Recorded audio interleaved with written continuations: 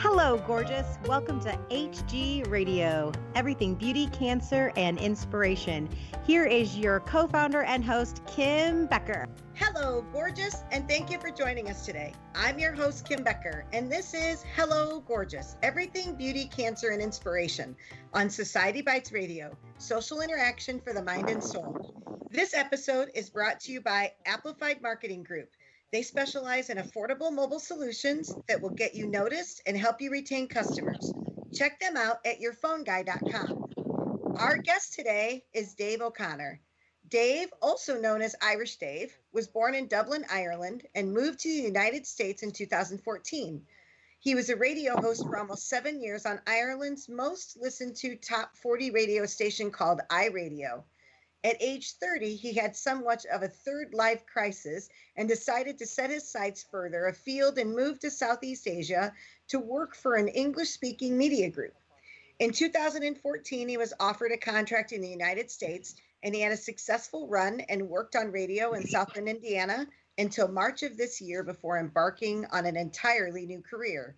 He now works as a director of community engagement for A Rosie Place for children.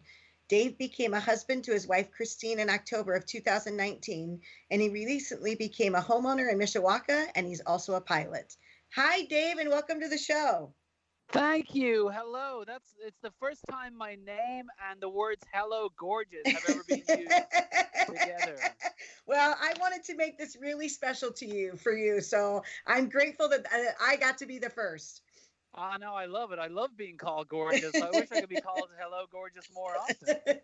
Well, I've been looking forward to this. I was a big fan of yours when you were on the radio here in South Bend, but I have a story to share with you. So years ago when I was 16, which was many, many, many years ago, they used to have a program at U93 called Semi-DJ of the Week. And you could write in and actually say why you wanted to be a DJ, and they would call you then, and then you got to go on the air with the nighttime DJ and actually play DJ for an hour. And so I wrote it when I was 16. They finally called me when I was 19 years old. And I think one of the things that I said at the nighttime DJ at the time, his name was J.K. Deering. And I think one of the things I said was the reason I wanted to be the DJ was because I wanted to know what J.K. Deering looked like. Like you hear these guys' voices all the time. You wanted to put faces with names. And so anyway, so that's how I started my radio career was at 19, I got to be the semi-DJ of the week on U93. So I love that. I absolutely love that. And if I had $1 for every time somebody said, this isn't what I thought you were going to look like when they meet me in person, I never know whether to take it as an insult or a compliment. I really don't know. Isn't that funny? Because you think, like I always think of Rick Astley, right? This guy with this, this deep voice, and he looks like the kid off of Mayberry, right? The redhead. And so I think that's it. But it's just so cool when you can put faces with names. And of course, now we don't have to wonder about that because social media allows us to put faces with names. So we get that all the time. Absolutely. Yeah. So what was it like to leave? People move from state to state all the time. That's not a big deal. But you actually moved from a country to another country. What was that like? In hindsight now, I realize what a big step it was to move to an entirely different country. But at the time, it just felt like somewhat of an adventure. And, I always reminded myself that if I wasn't happy wherever I was, then I could always get a flight home. So that was always in the back of my mind. I always kept that there as a safety net that, the flights have to go back to Ireland too. So there's really no problems with that. So I lived in Asia for a year, which was, it's really unfamiliar. When I was homesick in Thailand, I would go to McDonald's because it was literally the only thing that looked like anything in the Western world. And that was my place I would go to. Of course, here in the US, I'm so familiar. Like Ireland and the US, they're really not that different. We've got a lot of the same things. People have similar kind of personalities, especially here in the Midwest. So it wasn't such a culture shock coming to the US as it was Southeast Asia. But as I look back now, it's kind of crazy when you leave a country and everything you own is now in a suitcase. It's kind of scary. I can't even imagine, because it's not like it's a vacation where you actually have an apartment or a house to go back to. Like you said, literally everything that you own is in that suitcase, and it's on your, it's on your person. That's it. That's what you've got. And I would, I'd like to, of course, I'd like to say as well that, like, when I first moved here, one of the biggest things about the U.S. that it almost shocked me was just how much communities wrapped their arms around me and wanted to help me. And I didn't know anybody else living in the United States when I moved here, and I came here alone. And when people saw that, it was, I must have had about 10 invites for Thanksgiving, to go to people's houses, and people were just so wonderful. And I think that a lot of, look, I don't talk about politics or religion or anything, but a lot of systematic things in this country want to drag us apart. But I think on the ground in communities, when people are one on one with each other, I think people are absolutely amazing. And the love that they show towards you and the love that they show towards me in an entirely new country was something that I'll never forget. And it's something that I still feel to this day. Isn't it interesting? Because I always feel like that. Like I'm that person. I'll tell you, this whole COVID-19 and the pandemic that we're in the middle of, the hardest thing for me right now, and Teal will attest to this, for you as well. I hate not being able to hug people. Like, I walk up, I don't care whether I'd ever met you before or not. I would just walk up to you and introduce myself and give you a big hug. That, and so when you talk about people just really wrapping your arms around, you when you first moved here, I think that us as a society, that's what we do, right? I think that's who we are. We're just people that we enjoy that connection. We enjoy that community. And I think most people, at least in my circle, they don't know a stranger. So, I'm grateful that that's what you felt. I absolutely felt it. And again, I think that's why we have to judge our lives, and we have to calculate our happiness based on our interactions every day, and not what we're being told, whether it's by a news organization or by a politician. Or, of course, politics is important, voting is important, but ask yourself, like, what are your daily interactions like? When you're out and about, or you're out for breakfast, are people smiling at you? Are they waving at you? Are they saying hello? And I think there's a lot more love out there than we realize. And as somebody who's not originally from this area, I mean, the area that we live in now around South Bend, Indiana, I just think this is one of the most loving communities that I've ever lived in. And yet I get asked very regularly, why would you move here? And people say it in such a negative way. And I always reply to them and I say, you know what? The problem isn't with South Bend. I think the problem is with your mindset, because South Bend is an absolutely wonderful community. And, I want to tell you something about hugging as well. You mentioned at the start that I got married last year. I've known my now wife about 3.5 years. It took me about 8 months to get her to actually want to hug me. she, she was the opposite. She is the least huggiest person I've ever met in the world, and I'm the opposite. I'm like you. I'd go up and hug a stranger if they didn't sing. Yeah. Isn't that funny? But opposites attract. So obviously you guys found some common ground, and so hopefully she's more of a hugger now.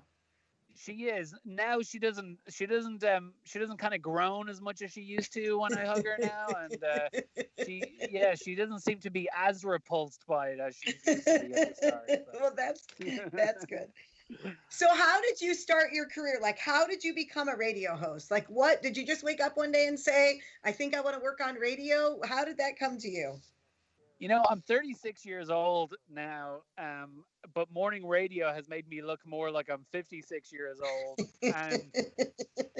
And how it all came about was, I remember when I was about 11 or 12 years old, and I didn't realize there was any significance to it at the time, but I would listen to radio all the time. And then, I don't know if you remember the old cassette players, but if you press the record and the play button at the same time, you could then, talk or sing in and record on top of a tape cassette. And I used to record myself while most children were probably recording themselves singing. I was recording myself pretending that I was a DJ on the radio. And at 15 years old, I was lucky enough that I called up a radio station one day and I said, hey, I really love radio and I'm interested in radio. can I come in and visit your studios just to see? I was like this innocent 15-year-old. And thank God they said yes, and they let me come in. And I went into the radio studios and I got to know them. They saw my young enthusiasm, and I guess it was endearing. And they said, "Hey, why don't you come back in and we'll train you up on stuff?" And that's how it all kind of began. And so to this day, in whatever position I've ever been in, whenever a younger person has ever shown, or anybody has shown an interest in radio, even though sometimes it can be exhausting to want to find the energy to help other people who are interested in it, I've always made sure that it was something that I did, that if somebody asked for my time who was interested, I always gave it back, because if somebody didn't do that for me, I wouldn't have had the career that I've had. Wow. And that's amazing. I can't imagine. You wonder now, I would love to go back to those DJs that helped you at 15. And I wonder what it was about you that they knew that you could be something at this. Do you know what I mean? Because I imagine that's not normal for them to take in a 15-year-old kid. Probably not. It was probably the fact that they also knew they could get some cheap labor out of my enthusiasm as well. But no, I guess they did see something, and those people are still alive and still friends on Facebook. And I guess I've never asked them that question, and maybe I should. Yeah, that would be interesting to see what they saw in you. And so for a while, you worked with your wife before she was your wife. You were on the air together. What was that like to work together? Yeah, that almost finished the marriage before we even got married. No, it was absolutely wonderful. And, I've worked on radio all my career. I've been in the US since 2014, as you mentioned. So I was on air here over 5 years. And Christine, my wife, she's a journalist, and she was on TV here in South Bend area. And that's how we kind of met each other. And then they had an idea that we should do a show together, and we did. And whenever you can find a co-host or a colleague of any kind who loves what you're doing as much as you do, you cherish that person, because they're so hard to come by. And the fact that we live together, and the fact that we're in love and we're getting married, we made that part of the show. And the first couple of months it was hard, because we'd spend so much time together in work that we forgot that we actually had to be a couple outside of it as well. So we'd get home and she'd go, "I'm going into the bedroom." I'd be like, "I'm going into the living room. See you tomorrow morning." And we realized that, and we ended up leaving, and we ended up leaving the show in a way that I feel like if we had kept it up for years, it probably would have got too much. But the fact that we left it on such a good note, and we then went into separate careers that we really wanted to go into besides radio, we can always look back at this as being an amazing time in our life. And I'm such a sentimental fool, and I look forward to being like 80 years old and having grandkids and be like, "Hey, I did a show with your grandma. Did you know that?" And they'd be like, "No, you didn't." And then I'll be able to play them some of the audio. So I look forward to those days. That's awesome. So tell me, we talked a little bit about you coming over here in 2014. What have you found to be like the biggest difference between Ireland and the United States? The biggest difference. I'm trying to think what the biggest. I love the fact that you can do everything in the US without getting out of your car. Right? It's like, what? You've got to drive through dry cleaners? Like, what? That's a real thing. And so, yeah, in Ireland, we've got less drive-through things. Here, there's What? I can pick up my medicine without getting out of my car? This is amazing. So that's definitely one of them. But in so many ways, Irish people, and Midwestern people especially, very similar in their values, very similar in how they think. I think in the US, and I don't know if you want to go down this path, but in the US, people are very consumed by politics. And that's not something that I found in Ireland as much. When it's voting season, when there's something we need to vote on, people are very conscious about it. But I've noticed that in Ireland, people are not like party for life. They're more like, who's the right politician at the right time. Mm-hmm. And they vote for the politicians based on what they've done locally and the impact they've had. So politics is definitely different here. And even I've fallen for it. I mean, I love a good debate about politics with my friends. But yeah, so overall, not a huge difference. Um, but very good shared values. That's what I really like about this country with Ireland as well. What's the hardest thing about being so far away from your family? Because you said you moved here, you didn't know anybody in the United States. So what's the hardest thing about being, and I'm sure you've cultivated a family now between your friends and work and your, you know, your Mm-hmm. wife and that kind of thing, but what's hard about being away from your family? The hardest thing, and I've learned this the really hard way twice over the last 2 years, is when somebody close to you, a family member, is really ill or ultimately passes away. Mm. Um, that's that is the very hardest thing. My dad passed away in 2018, and my sister actually passed away just a couple of months ago. Oh, wow. And yeah, and getting a call saying you need to get home right now, or this has happened, knowing that you're that far away, even if it only takes you 24 to 36 hours to get home, knowing that there is that distance, that anticipation, and unfortunately the anticipation came true twice. That is definitely, it's always in the back of your mind. Like, even with COVID-19 and travel restrictions and different things, it's always in the back of your mind. Like, you know, what happens? What if something happens to somebody, and you're scrambling to try and get home, making sure that you've got an emergency fund to be able to even afford those last minute flights, Right. little things like that. Things you probably don't think about when your family lives somewhat local, or you can jump in a car and drive there. You don't really think about that. So yeah, it's what's really tough now is, after my sister passing away in February, um, all of her kids, she has four young kids. She has, they're 4, 8, 14, and 16. Wow. And, and it's really hard not being able to be there for them on a daily basis. That's killing me right now, to be quite honest with you. I bet. Do you get to get back? I mean, once the travel restrictions and stuff aren't in play, do you go back to Ireland often at all, or what is your normal routine? Yeah, we've been back about once or twice a year, and my family all came over for the wedding in October. So it was absolutely wonderful being able to show my mom around, the city where we live, and we're getting married, and they had just the best time ever. It was so funny. My mom was in a local grocery store, and the woman heard her accent, and she said, "What are you here for?" And she said, "My son's wedding." And she said, "Oh, don't tell me you're Irish Dave's mom." Oh. So she absolutely loved that. So it was really wonderful to have them over here. And my mom said something to me, talking about community and talking about people.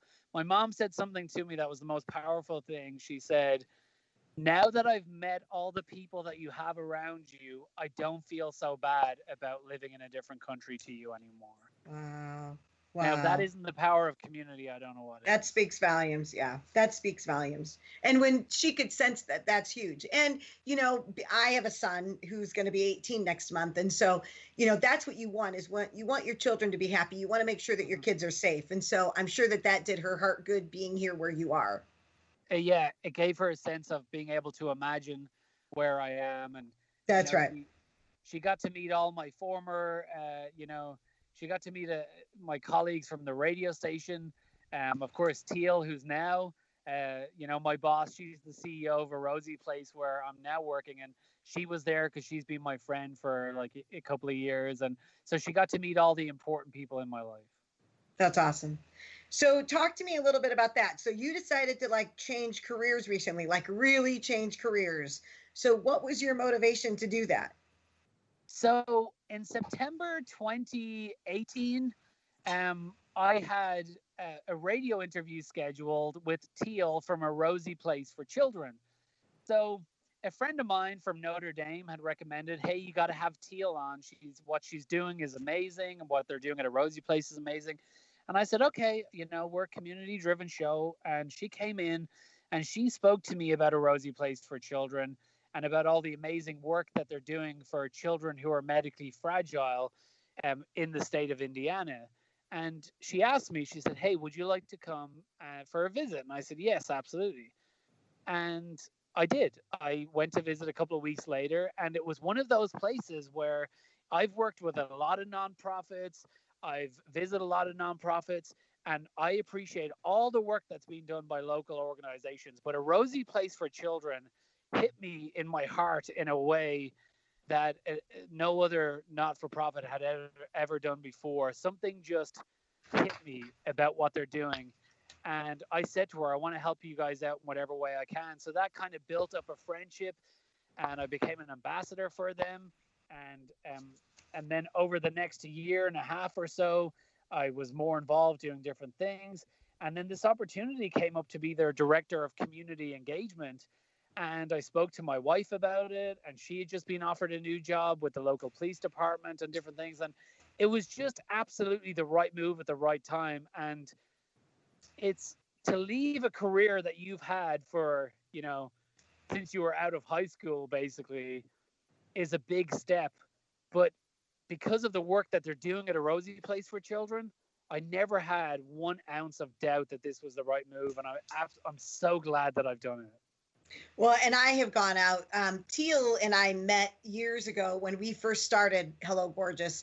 And I too admire the work that she does. And so I had gone out. I'm very interested in, let me find about, more nonprofits and what are they doing, and, the impact that they're having in our community. And I'll tell you, I was so impressed with A Rosie Place and what they do. And I got a deeper bird's eye view into the actual work that A Rosie Place does for children. And it's incredible. So I found too, and I'm sure it'll be the most rewarding work that you ever do, is working for a nonprofit that makes such a huge impact.